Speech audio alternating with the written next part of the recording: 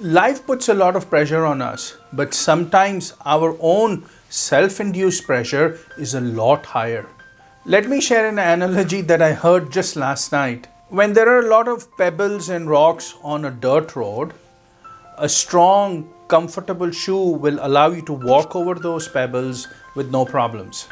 But if you have one rock in your very strong, comfortable shoe, that will make it almost impossible for you to walk on a smooth, paved road. We often face challenges outside, but it is the weaknesses within that undermine us completely. Self-induced pressure is one such rock or pebble that can cause us great harm. We do not realize the amount of pressure we put on ourselves and how it affects our decision making, our success, and our peace of mind. In my career, I have coached many executives and I have seen this phenomenon many times. Let me share a couple of examples. I was coaching a successful CEO who was leading the company well, but he was putting a lot of pressure on himself because he was distressed about his compensation. The board had decided an annual bonus for Ken, but he was expecting at least 3 times the amount. The company had a very successful year. Ken was unhappy because he felt the board was not valuing him enough. He thought they were overlooking the progress that he had made and shortchanging him. I looked at the revenues and the profits of the company and the CEO's compensation, and Ken was justified in feeling that he deserved a bigger bonus. The problem was not that he was right. The problem was that he had become emotional and egoistic. In the board meeting, Ken had gotten a little ahead of himself, and then a couple of the board members decided to dig their heels in. They wanted to send a message and Ken didn't like the message. Ken felt slighted. How could the board disregard his value? He was upset. He was furious. It was an epic battle of egos. Ken was upset enough that he wanted to turn in his resignation. He was generating a lot of pressure on himself. It was difficult for him to climb down. Hasn't that happened to all of us? Sometimes we are wrong and we are unwilling to admit and accept it. At other times we are right, but because we are right, we get stuck in a stubborn cycle. The problem is, in our righteousness, we make decisions that cause more harm than good. Ken was willing to walk away from all the hard work that he had put in the company. That made no sense.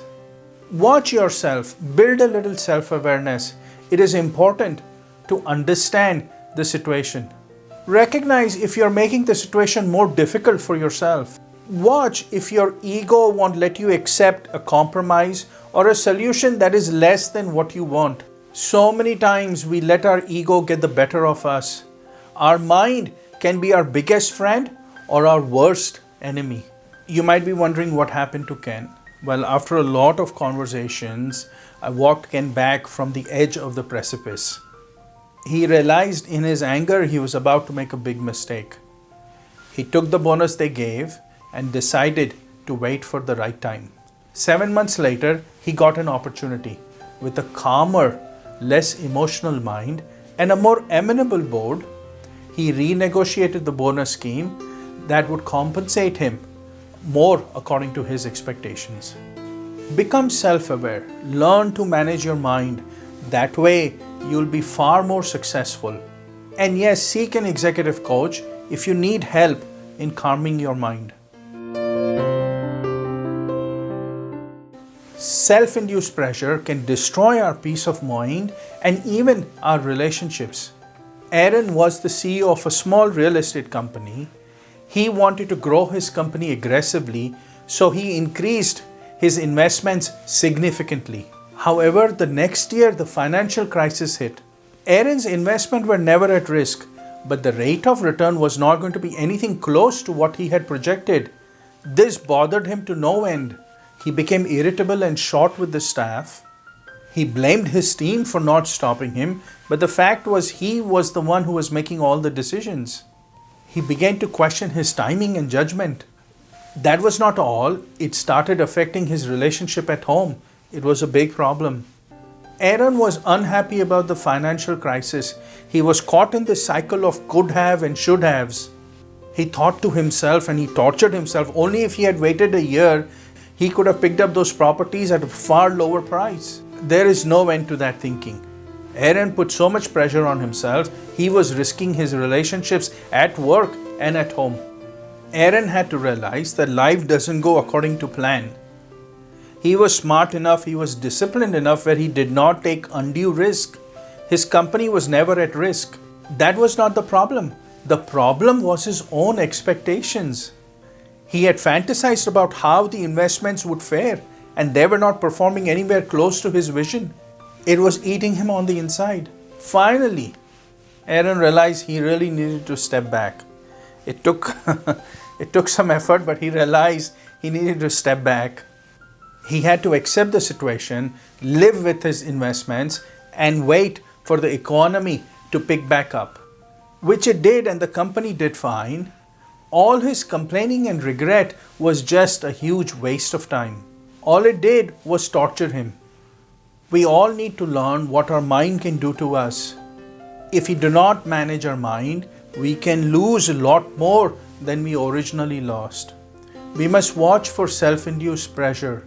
When we put a lot of pressure on ourselves, our emotions take over, and then it becomes very difficult to break through that vicious cycle.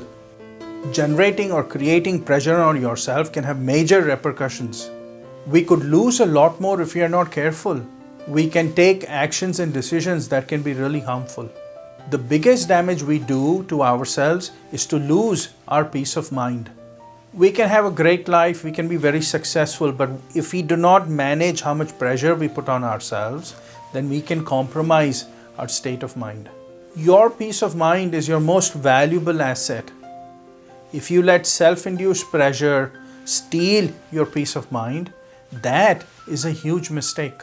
We want the best from life, but sometimes it's our own expectations that causes the most problems. We trap ourselves in our own expectations. Strive for the best, but make sure your own expectations do not become your nemesis. So how do we reduce self-induced pressure? Become self-aware. You need to realize how your mind thinks. You need to watch yourself and start recognizing the pressure you put on yourself. By becoming self-aware, will your pressure disappear overnight? No, of course not. But like anything else in life, you have to form a habit of thinking differently. Should you stop yourself from aspiring higher? No, not at all. Though you have to remember, aspirations are there for you. You are not there for those aspirations. Let me say that differently. You and your peace of mind are far more important than your aspirations.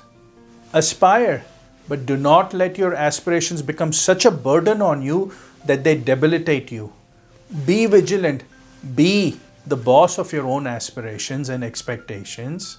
And always remember, passion is far superior than obsession. Thank you for listening. All the best.